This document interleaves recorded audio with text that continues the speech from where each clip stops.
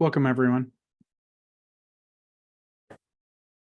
Welcome to our professional development series for Homeland Security and Emergency Preparedness high school teachers in the state of Maryland. To our high school teachers watching this recording, we want to extend a special thank you for taking the time to learn with us. We recognize how demanding the job can be, so please know that your choice to participate both honors us and humbles us. Thank you. We at the Mid-Atlantic Center for Emergency Management and Public Safety are excited to bring you education experts from across the field to focus on strategies to best serve the state's economically disadvantaged students. Jocelyn Fuentes, Carol Suter-Howes, and Michelle Ricketts are on our panel today. Jocelyn currently serves as the president of the West Virginia TRIO Association. She has served as the assistant director of TRIO Upward Bound at Shepherd University and as an academic coordinator for the program. She is a TRIO alum. She faced many of the same challenges and struggles of being first generation and income eligible as the students she currently serves. Carol Suter-Howes has dedicated her professional career to serving first generation, low income, and disabled individuals. Carol has served as the TRIO program's Upward Bound Director at Davis and Elkin College for over 24 years. Carol also serves on numerous boards and steering committees across the state. The governors of West Virginia recognized her for this public service in the Mountain State in 2002 and 2014 for her efforts to increase graduation rates and completion rates.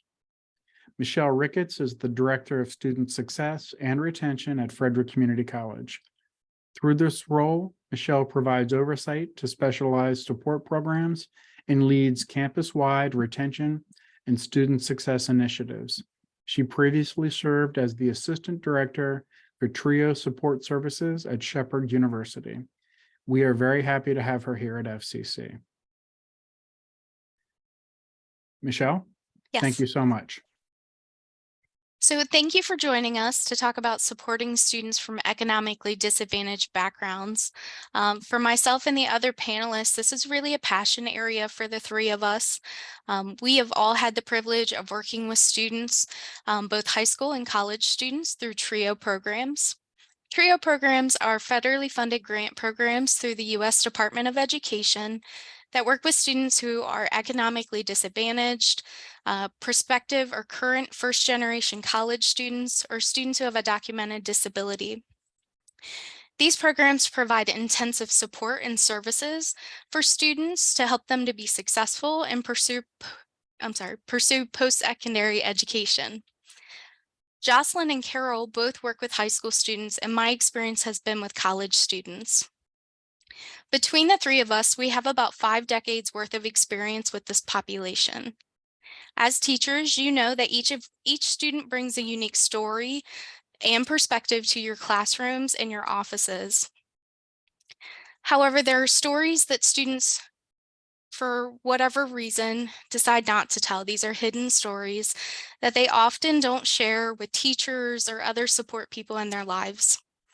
As we were preparing for this session and reflecting on the hidden stories that we've encountered from this population, we started to organize them into common themes.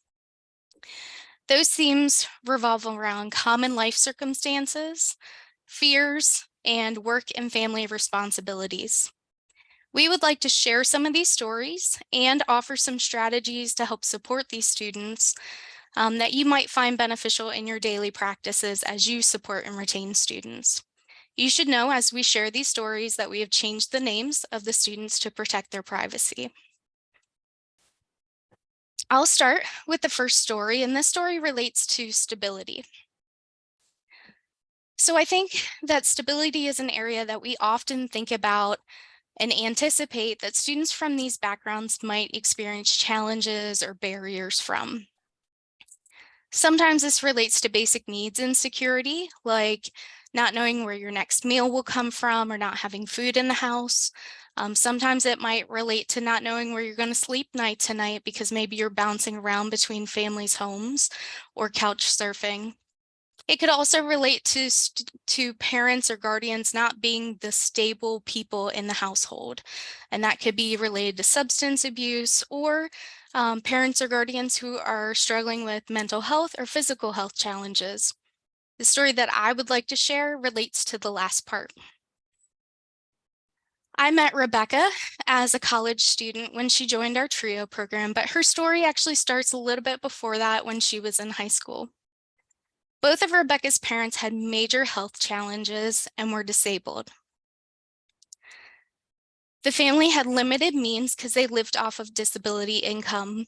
Rebecca worked throughout high school to help contribute to her family household, but unfortunately, both of her parents passed away in the last 2 years of high school. Her dad passed away during her junior year, which was really hard for her, but she fortunately still had some support through her mom. However, as she was finishing her senior year and graduating and transitioning to college, her mom passed away as well. As you can imagine, this was a really, really tough thing for someone so young to go through.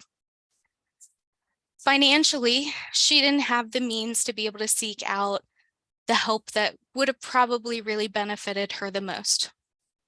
Rebecca didn't have any siblings, so she was kind of on her own at this point. When I met Rebecca, she was living with a cousin and working full-time to support herself fully, not just pay for college. Rebecca was a great student, so you didn't really see this reflected in her coursework or her academic performance that much, but it really played into her mental health. Again, financially, she didn't have the means to be able to seek out mental health treatment or resources to process her grief off campus. She didn't have insurance, so she wasn't able to pay out of pocket for some of those things. And we know that oftentimes on a college campus, the counseling services are limited.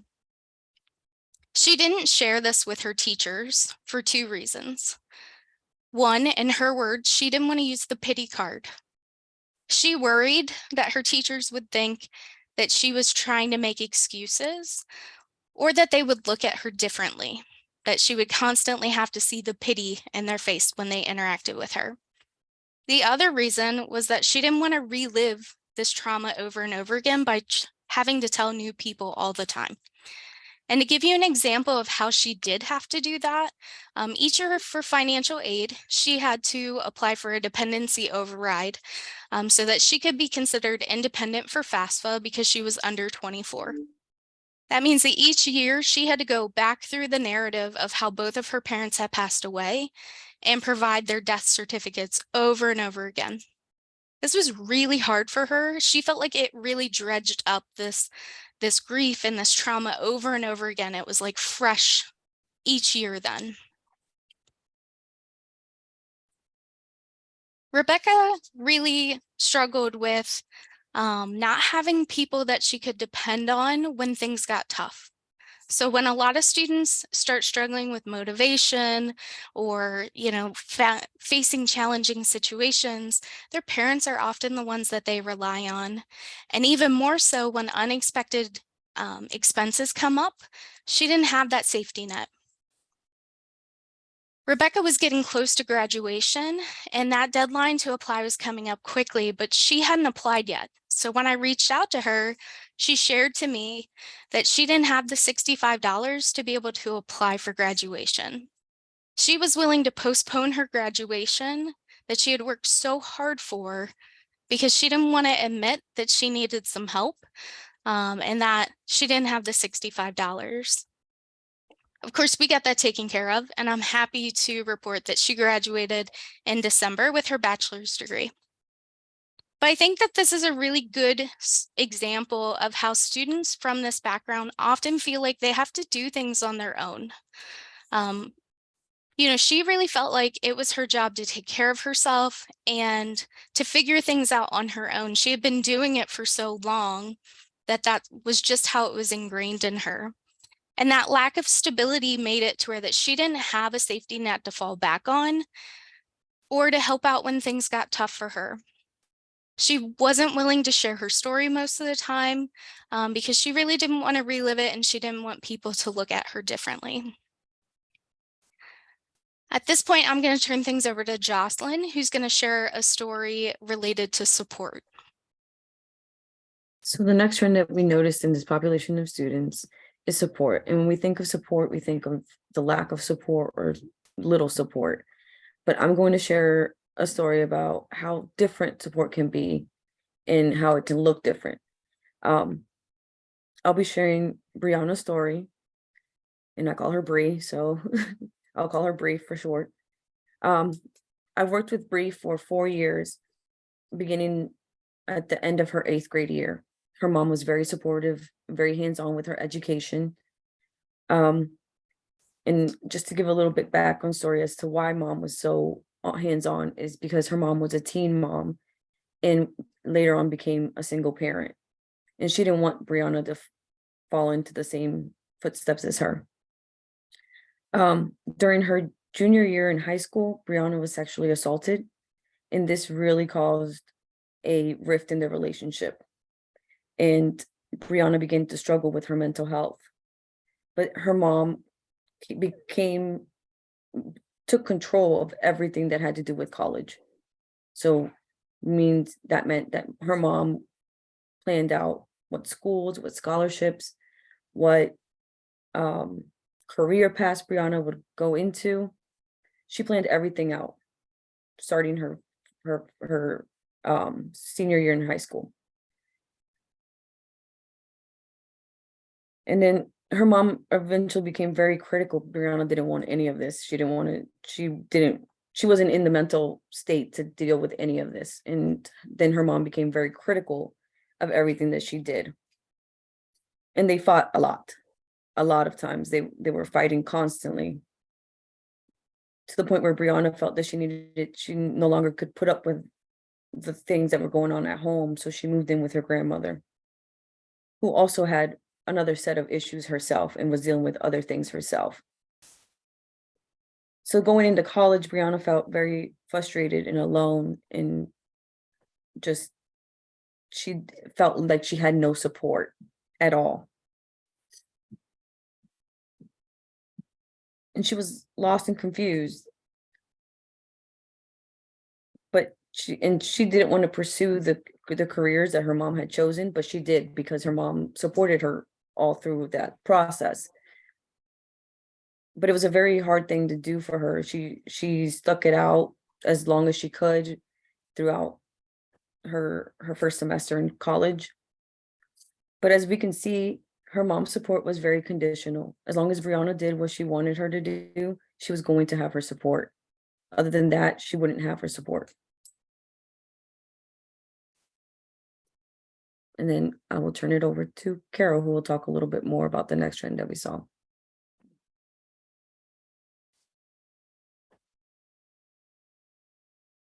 Viewing the commonalities of economically disadvantaged students, Michelle, Jocelyn, and we noted that numerous research articles and our observations and interactions with students saw the reoccurring theme of fears, and that fear can have a major impact on students and their families. Fears can be summed up by admitting an unknown or even asking for help. Fears can impact both attitude and motivation through labeling, stereotyping, or regularly identified or experienced what we hear as imposter syndrome. Student stories have revealed feelings of being misunderstood, insubordinate, ashamed, afraid to fail, or sometimes even afraid to succeed. Sometimes their fears are to be loved, appreciated, supported, valued, or even accepted.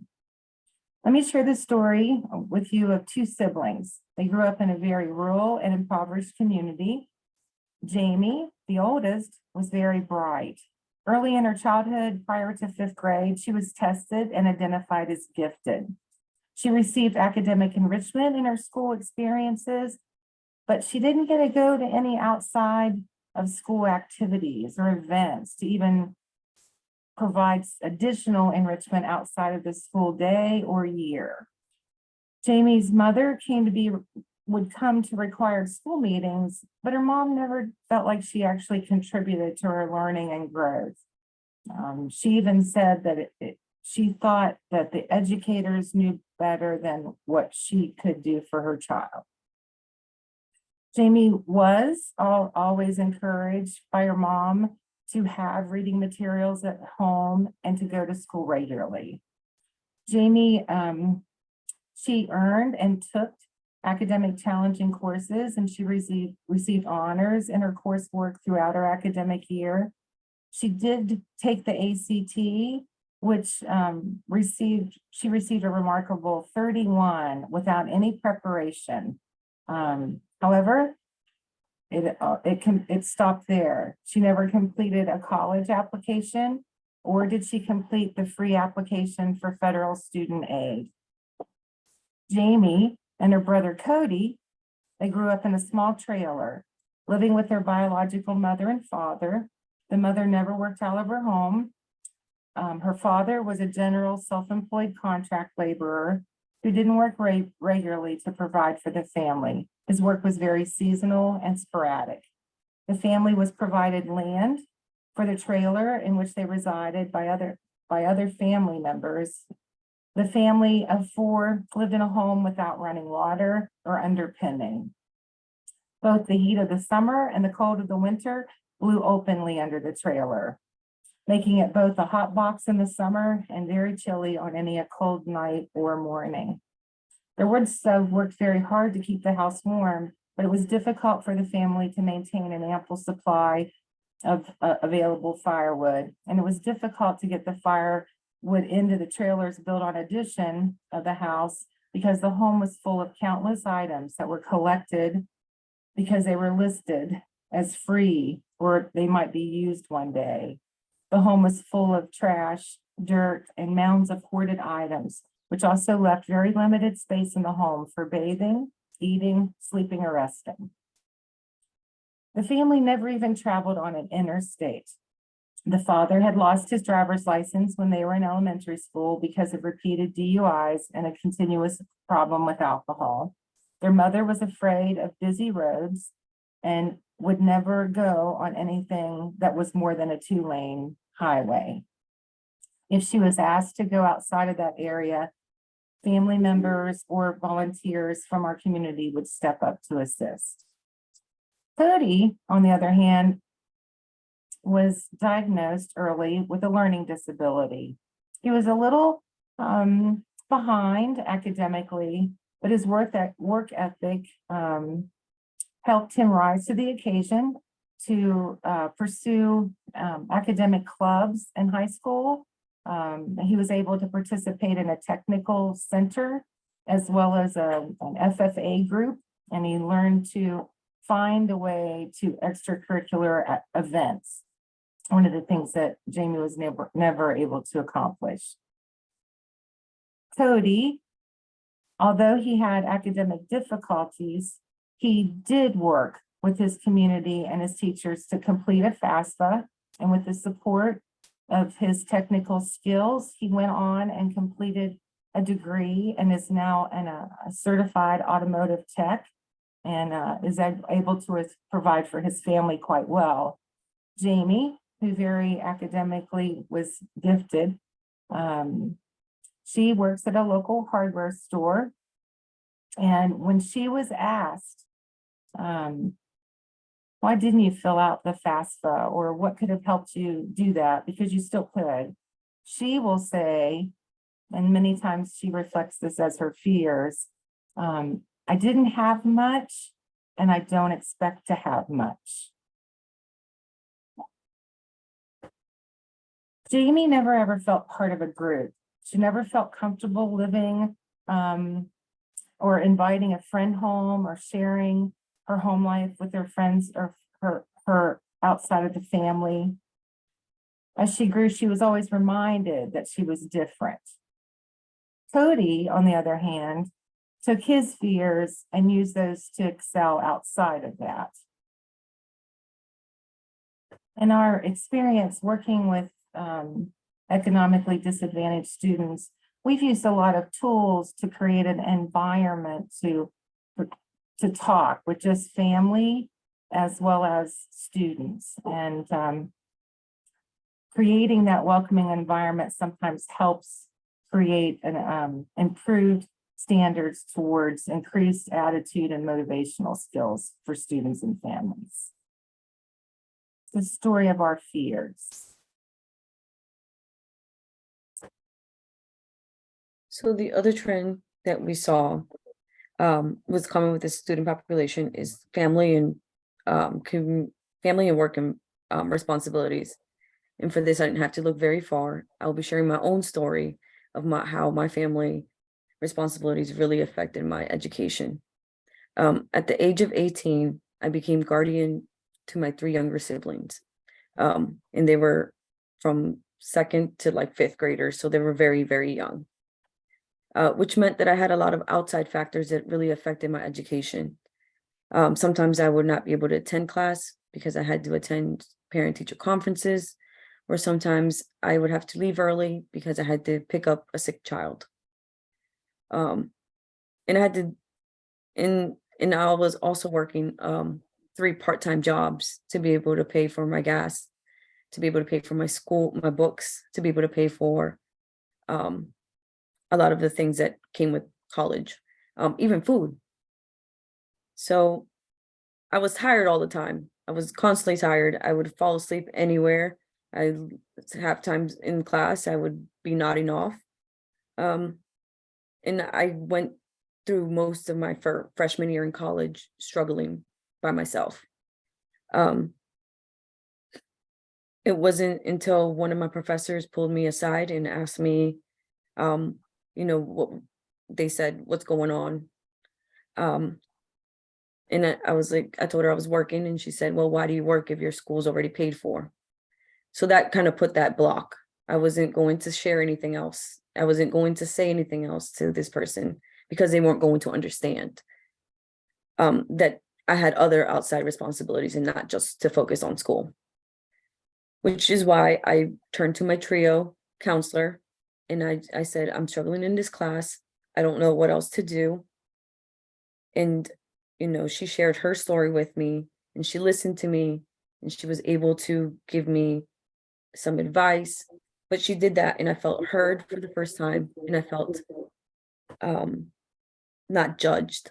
I didn't feel judged because I felt like I was afraid to share because it was going to ask for a lot of questions. People were going to ask a lot of questions that I wasn't ready to answer or basically had an explanation for. It was just something that I had to do, was step up and take care of my younger siblings. And that's pretty much summarizes my story because it's very long, but I made it. I'm here. And then I'll leave it off to Michelle. I don't want to make anybody cry today. So we hope that hearing these stories kind of gives you a little bit of perspective of some of the hidden things that these students encounter along the way.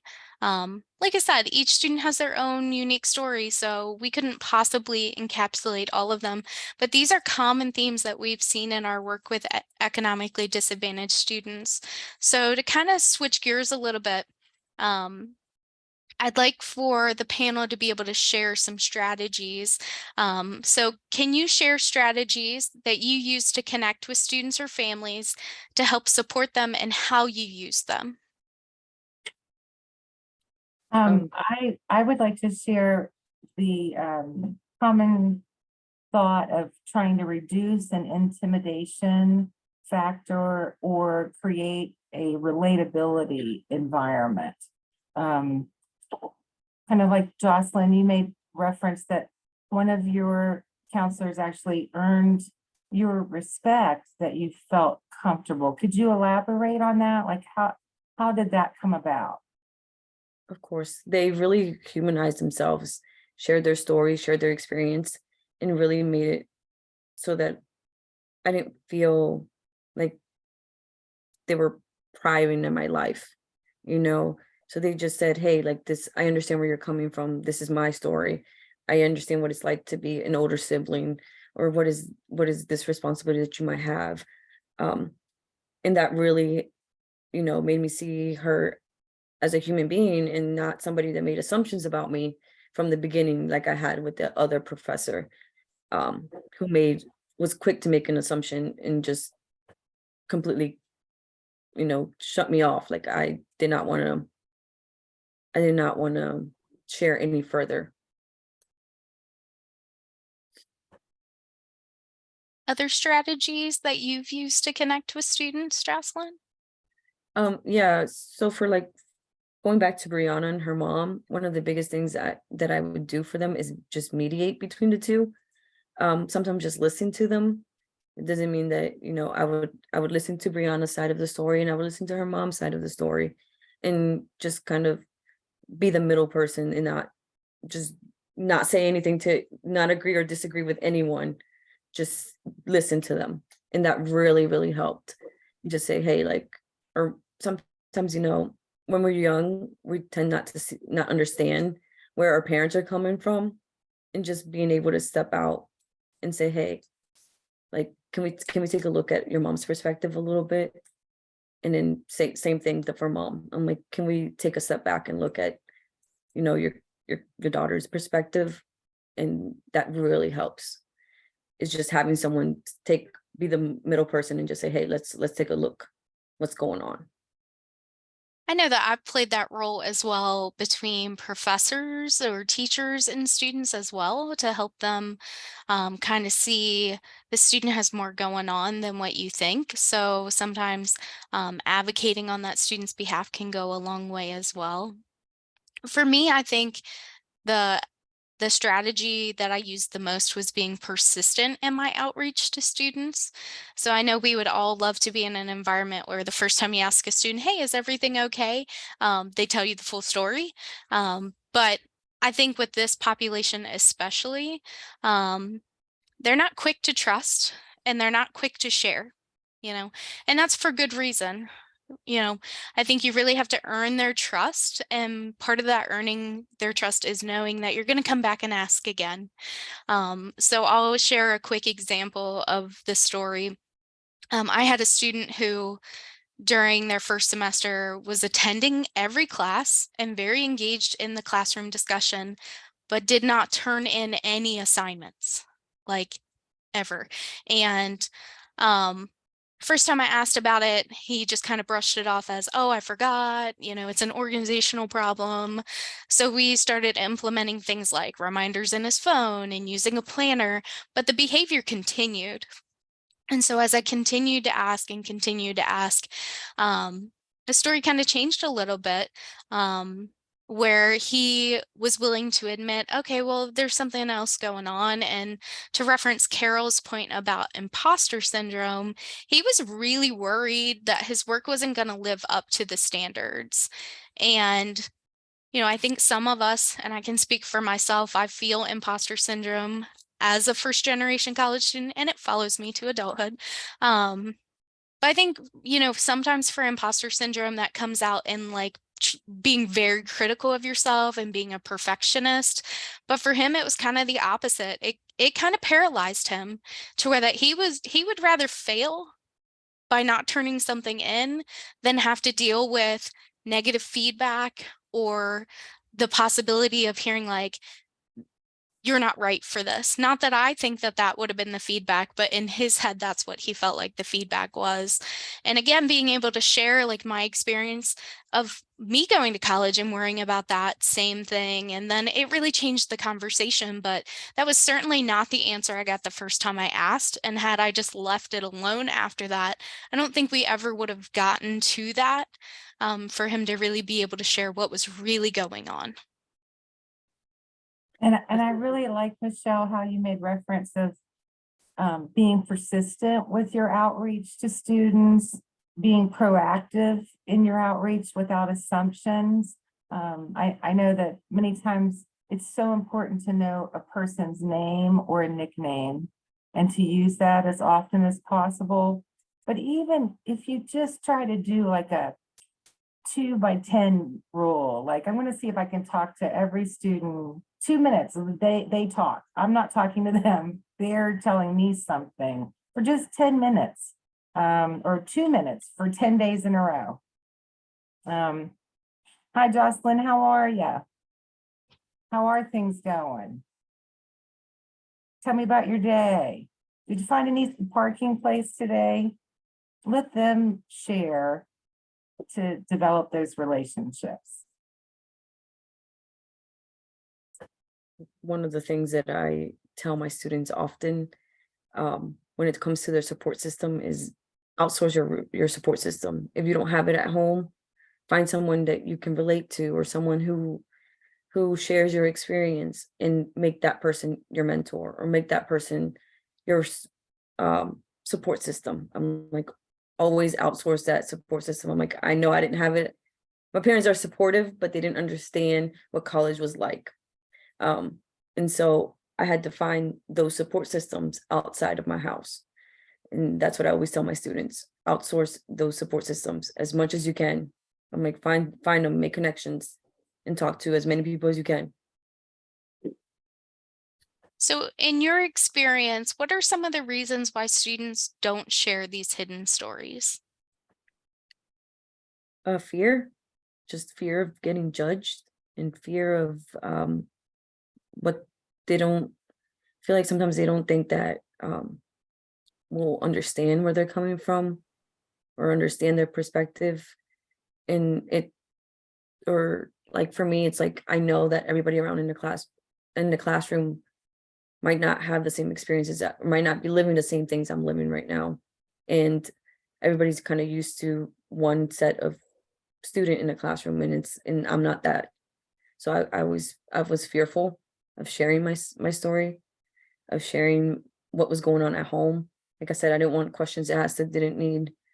I'm like, because it wasn't a bad like situation. It was just more like work related. My parents had to work often. And I was, I was traveling with my parents to these job sites and working. And I was like, maybe I should just stay home and take care of my siblings while you work and do what you got to do. So it wasn't like we were in an immediate danger. It was just more of, felt like no one was going to understand that.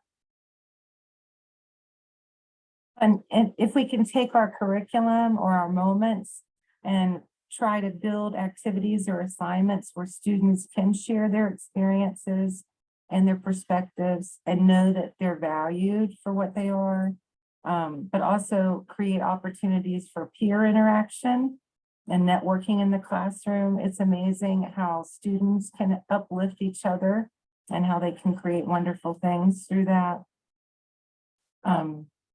But I know I've heard this today about how communities are, but kindness truly does matter. I think for me, one of the hidden things, and I fell victim to this myself as a student, was feeling like I needed to just figure it out. Like I shouldn't need to go ask for help because I should be able to figure out how to do this.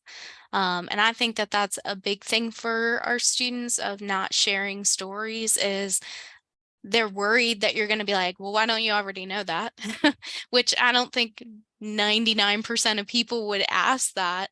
But that's a legit worry that they worry about. When I went to college, I had been a really good high school student, but I had never had a counselor reach out to me and talk about going to college. I only went to college because I had one teacher in particular who really emphasized it with me and really pushed me to say, hey, I think you should be, really considering this. Like, I'll write you a letter of recommendation. And I'm like, I don't even know where to begin. Neither of my parents had gone to college. I didn't know anybody who had gone to college at that point.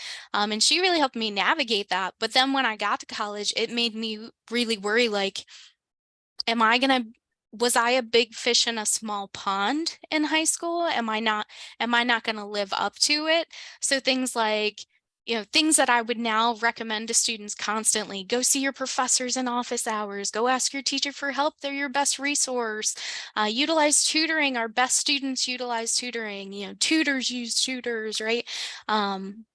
Those are things that you wouldn't have caught me doing because I was worried about having to admit that I didn't know something. And a lot of times we even use that this is part of what you get as your education. Like those services are provided to help everyone. It's not just, but it's not understood. Mhm. I think it's also like sharing that information and how students get that information, particularly. Like I know for myself, like as soon as someone said, "Hey, there's free tutoring," I said, "Where?" I'm like, I don't understand math. I will be there. And when I tell you I used that service every week, I was there every single week. As soon as I learned about it, I stuck to it. But it's about how the students are getting that information. Like I said, it wasn't until somebody pointed it out and said, "Hey, like this is where it's at. Let me take you down here. Let me show you where it's who to talk to." From then on, I spent 4 years getting tutoring and finding help for books, finding help for anything. I was like, okay, again, outsourcing that support system. I was like, I can't get it. I can't get it here. I'm gonna find it. And that's what I tell my students now. I'm like, use your resources. I'm like, I'm a resource. The person that you just walked into that office, they're a resource. Make them a resource. Use them. Mhm. I think one of the things that we see a lot with hidden stories is the intimidation factor. So I know we would all like to believe that we're like super relatable and personable, and we say things like, "My door is always open. Please come to me if you need anything." But again, these students are skeptical of that, and they're not usually people who are going to seek that out first. What are some ways that you feel like teachers or other helpers can kind of reduce that intimidation factor to open up that opportunity to connect?